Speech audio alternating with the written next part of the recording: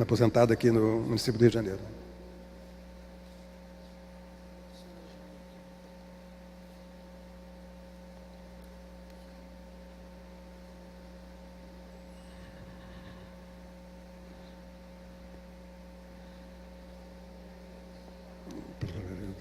Já está. Boa tarde a todos, já é boa tarde. Eu não poderia começar sem agradecer ao vereador Fernando William pela grande oportunidade que concedeu a todos os municipalistas, e eu concordo que é uma discussão apartidária, é uma questão de prover os recursos para atender às demandas da população, principalmente as mais desassistidas, né? As pessoas mais desassistidas dependem do Estado para tudo, e eu digo Estado numa maneira mais ampla, e tinha vindo decidida a não me pronunciar, porque eu achava que estaria super bem representada por todos, e realmente estive muito bem representada. Conseguimos, eu acho, um consenso, tanto no fornecimento de informações fundamentais para se construir um debate consistente e não assodado, como no sentido de que a reforma, sim, é necessária. E aí é que me deu vontade de falar, porque eu me lembrei de um artigo do ex-secretário da Receita Federal, Everardo Maciel, que foi secretário da Receita Federal do governo Fernando Henrique Cardoso, que foi um governo com projeto de governo, com programa de governo neoliberal. Sem dúvida alguma, do qual eu divergi bastante, e acho que esse projeto procura criar um modelo feito onde a gente se encaixe, cabendo ou não. Mas me surpreendi com esse artigo do Dr. Everardo Maciel, e é exatamente a informação que falta para fechar o quebra-cabeça.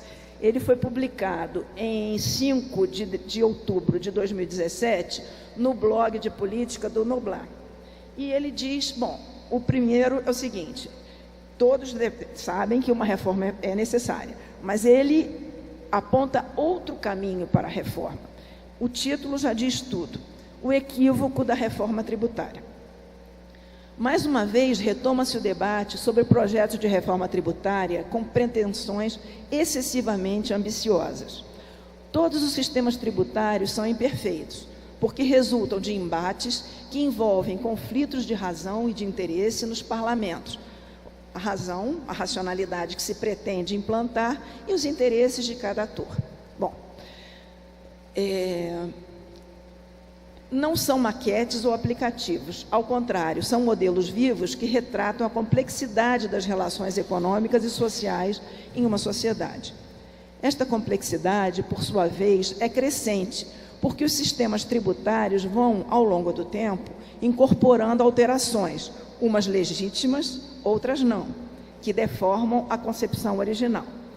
A imperfeição e a complexidade, todavia, estimulam ideias voltadas para a refundação dos sistemas tributários, no contexto de uma idealização improvável e pouco útil. Problemas existem e sempre existirão, o que pretexta uma ação contínua centrada em matérias estratégicas, objetivando eliminá-los ou mitigá-los. Aí entra a questão crucial. Os problemas do ICMS e do PIS/COFINS são sanáveis com mudanças cirúrgicas. Não há necessidade de se mexer na Constituição. Mudanças têm custos e riscos. Estabilidade normativa, no âmbito tributário, é um ativo relevante para a decisão sobre investimentos privados. Na revista Veja, o presidente da estatal norueguesa de petróleo, não consigo pronunciar o nome, salientava que sua grande preocupação em relação à tributação brasileira era a imprevisibilidade. Acrescentou que na Noruega era a alta tributação da atividade petrolífera, 78%, mais estável.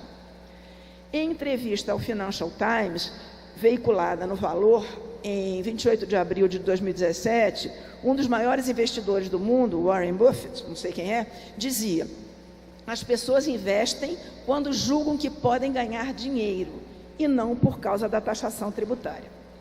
Além disso, há riscos para o erário e para o contribuinte, Toda mudança repercute em alíquotas e bases de cálculo, de forma não previsível e de modo diferenciado sobre os contribuintes.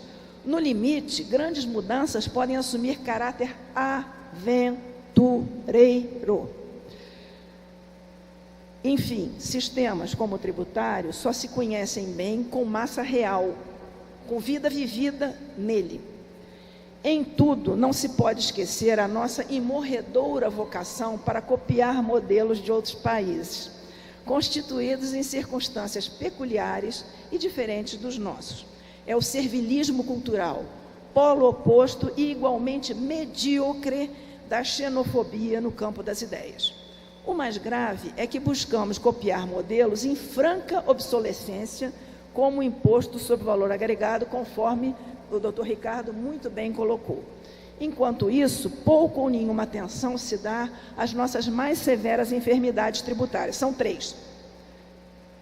O burocratismo, a indeterminação conceitual e o processo tributário. A burocracia reina triunfante no sistema tributário. Suas pérolas são o cadastro múltiplo, as exigências de certidão negativa, a restituição de impostos, os óbices à compensação. É certo que indeterminação conceitual sempre vai haver, demandando a intervenção esclarecedora da Justiça. Afinal, não existe um sistema de conceitos fechados. O que é condenável é o exagero.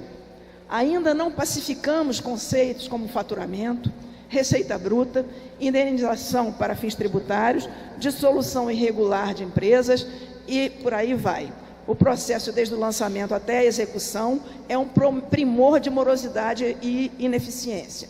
Na União, os valores em discussão administrativa e judicial, somados aos créditos inscritos em dívida ativa, correspondem a mais do que o dobro da arrecadação anual de tributos.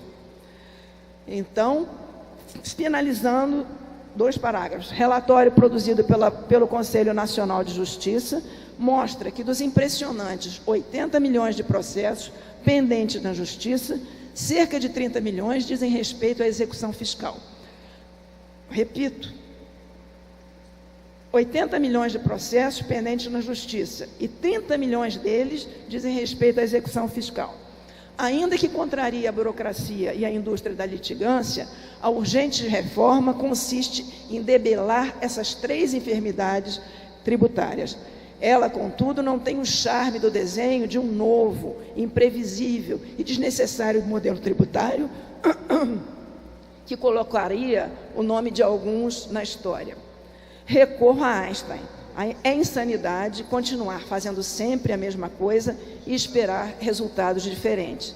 E agora eu vou me dar ao direito de, para finalizar mesmo, citar a frase do outro grande secretário da Receita Federal, Osíris Lopes Filho, que foi um grande colaborador da FENAFIM, no período em que eu fui presidente, de 95 até 2000, e ele dizia uma coisa que não é por conservadorismo, e nem é olhando para o umbigo que eu defendo a autonomia financeira, política e administrativa do município. É realmente porque eu tenho um compromisso grande com o meu papel, que é prover os recursos para atender às necessidades da população. E se nós desprovermos o município desses recursos, nós estaremos fugindo ao nosso papel. Então, o município tem que ser forte e tem que ter os recursos. E a frase do Dr. Osíris, grande colaborador que me deixou saudade, é o seguinte: imposto bom é imposto velho. Obrigada. Obrigado. Nossa querida companheira Jane, com a palavra o senhor Evaristo Novaes. Eu vou ser um pouco mais rigoroso no tempo, porque a gente vai terminando e 1h da tarde.